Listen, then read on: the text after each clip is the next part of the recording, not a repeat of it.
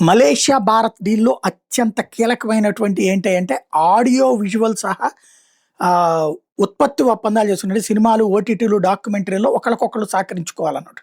అక్కడ వాటికి మనం, మన వాటికి వాళ్ళు అలౌ చేసుకోవడం. అట్లాగే ఈ ప దాన్నేమంటారు మన మలేషియా వాళ్ళకి ఇప్పుడు అక్కడ భూకంపాలు ఎక్కువగా వస్తుంటాయి. కాబట్టి అక్కడున్నటువంటి సిబ్బందికి, అక్కడున్నటువంటి స్టూడెంట్స్‌కి మనం సాయం చేస్తాం. ట్రైనింగ్ ఇస్తాం. వాళ్ళకి ఎప్పటికప్పుడు కావాల్సినటువంటి ఎక్విప్‌మెంట్ ఇస్తాం. అట్లాగే అవినీతికి సంబంధించిన కేసుల్లో మనోళ్ళు ఇక్కడ అవినీతి చేసి ఆ దేశానికి పారిపోతే మనకి వాడికి సంబంధించిన ఇన్ఫర్మేషన్ మనం వాళ్ళకిస్తే వాళ్ళు మనకిచ్చేటట్టు. అక్కడ ఫ్రాడ్ చేసి పారిపోయి ఇక్కడికొస్తే మనం వాళ్ళని సంబంధించి పట్టుకొని ఇచ్చేటట్టు ఇన్ఫర్మేషన్ గాని లేకపోతే మనిషిని అప్పజెప్పేటట్టు.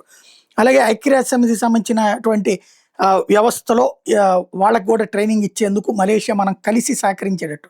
ఇంకోవైపున సెమీ కండక్టర్ మనం తయారు చేస్తే మలేషియా కొనుక్కునేటట్టు. అలాగే టెక్నికల్ డెవలప్మెంట్ ఇష్యూలో కూడా. మరోవైపున మలేషియాలో భారతీయ ఉద్యోగులకి సెక్యూరిటీ ఇచ్చేట్టు సోషల్ సెక్యూరిటీ ఫ్రేమ్‌వర్క్ కూడా.